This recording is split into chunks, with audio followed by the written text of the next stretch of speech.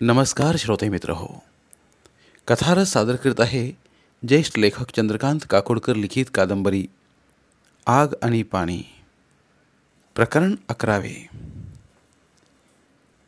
तिनं पुन्हा वही उघडली आणि डोळे उघडून पाहिलं. वहीवर मजकूर होता. हॉटेलासमोर मोटार थांबता शिला काहीशी दचकली.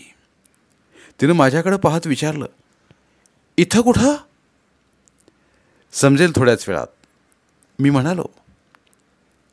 आम्ही दोघं हॉटेलातल्या खोलीत येताच ती काहीशी घाबरली. तिनं माझ्याकडे पाहत पुन्हा विचारलं, इथं कुठं? माझ्याबरोबर कुठेही यायची तुझी तयारी होती ना, मग आता का घाबरतेस? मी तिच्याकडे पाहत विचारलं. घाबरत नाही मी, पण काय? मी तिला एकदम माझ्या बाहुपाशात घेत विचारलं, आणि ती काही बोलण्याच्या आतच मी माझ्या ओठांनी तिचं तोंड बंद केलं. अनुयानं पुन्हा वही मिटली. तिला एकदम जुहूच्या हॉटेलातला तो प्रसंग आठवला. तो पूर्वी कुणातरी तरुणीला हॉटेलात तसा घेऊन गेला होता, म्हणून तर त्याला ती कल्पना सुचली नव्हती ना. तिने पान उघडलं आणि वाचण्यास सुरुवात केली.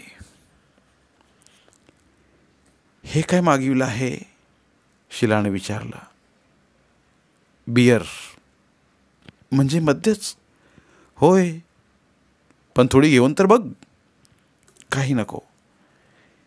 एकदा घेतली की पुन्हा आणखी पाहिजे म्हणशील, मी म्हटलं.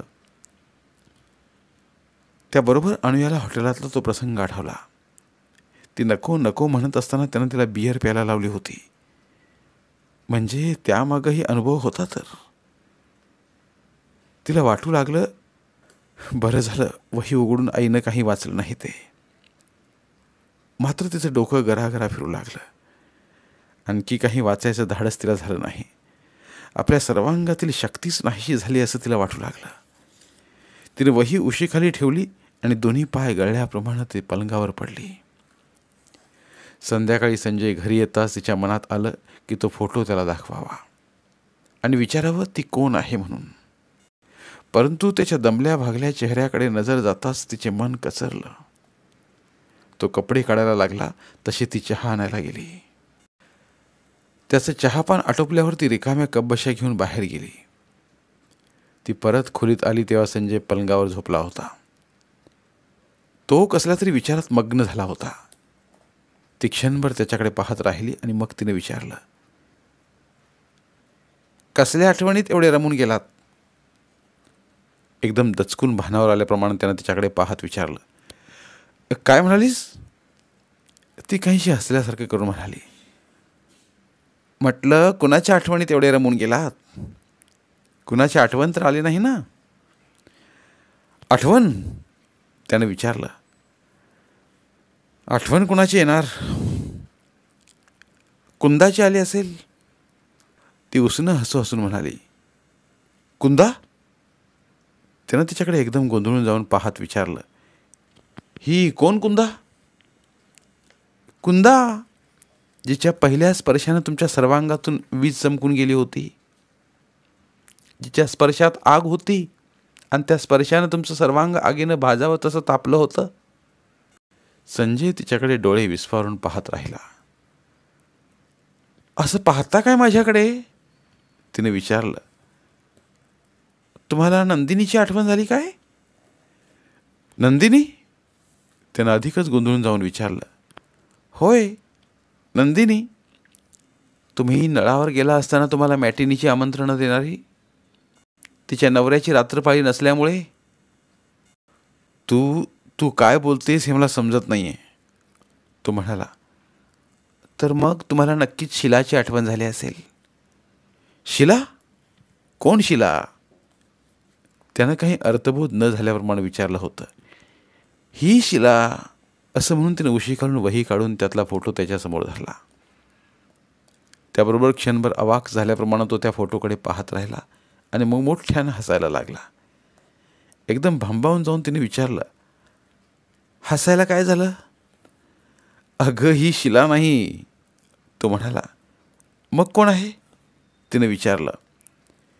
मला लग्नाला सांगून आलेल्या एका तरुणीचा फोटो आहे हा.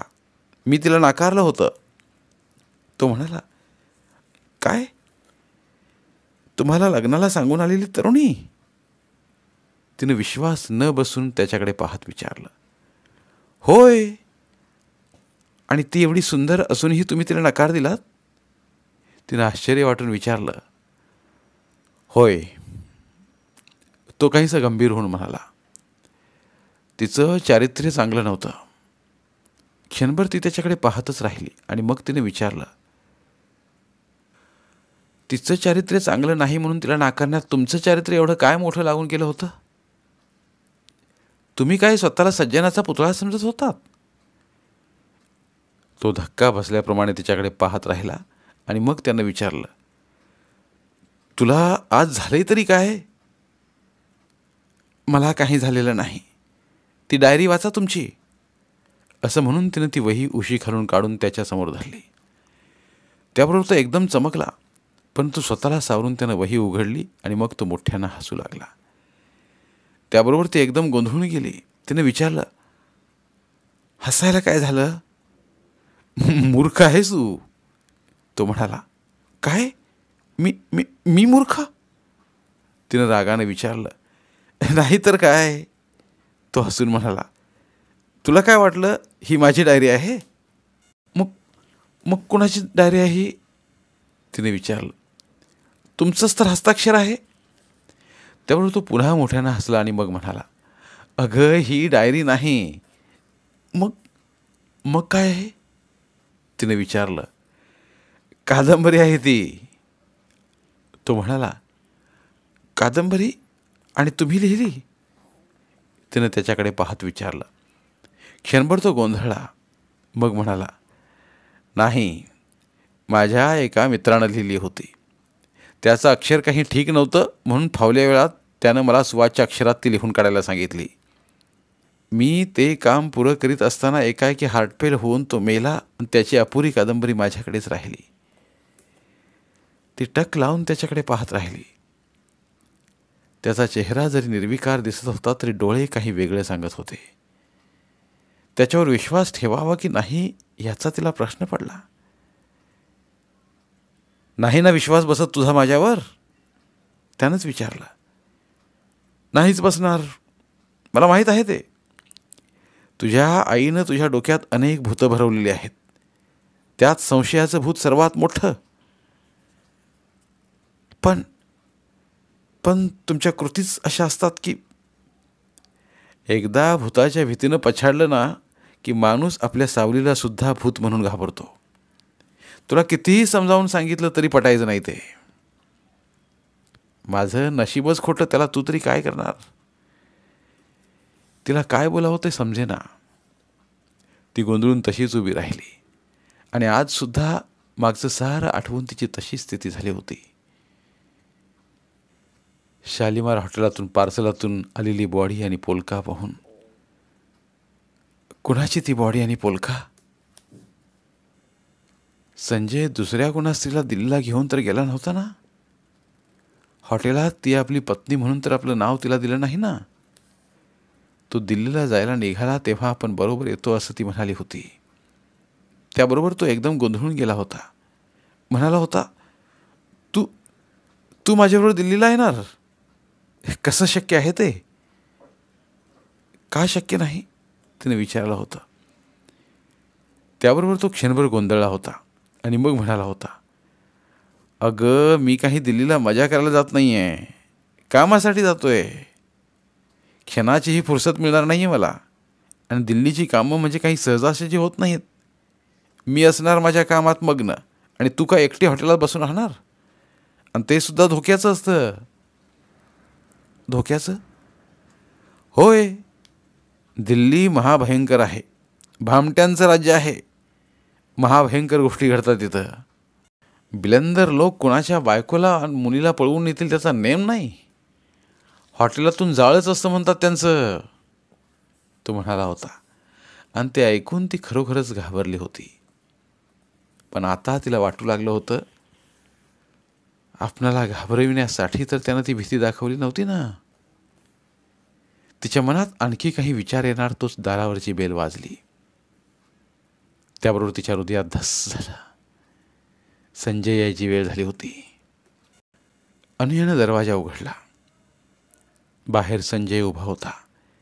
त्याच्या हातात कागदात गुंडाळलेलं एक लहानसं बंडल होतं.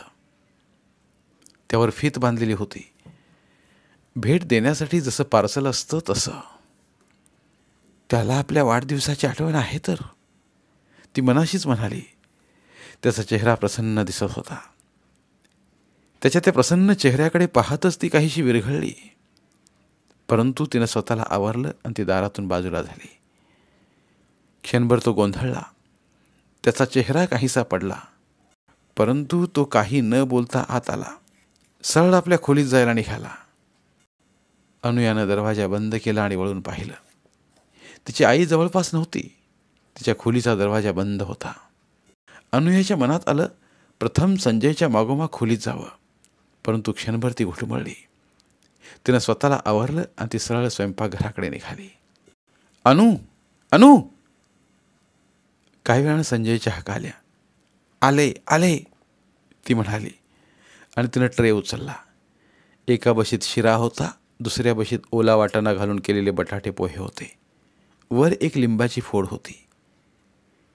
तिनं ट्रे टेबलावर ठेवला आणि संजयकडे पाहिलं. त्याचे डोळे चकित झाल्यासारखे दिसत होते. चेहरा एकदम उजळलेला होता. तुला काय वाटलं होतं? मी तुझा वाढदिवस विसरलोय? त्यानं तिच्याकडे पाहत विचारलं. तू मला सकाळी आठवण दिली नाहीस. मी मनाशी ठरवलं की तुलाच चकित करावं. मी आज काय ठरवलं माहीत आहे? तिला जाणून घ्यायची उत्सुकता होती तरी ती म्हणाली, अगोदर खाऊन घ्या.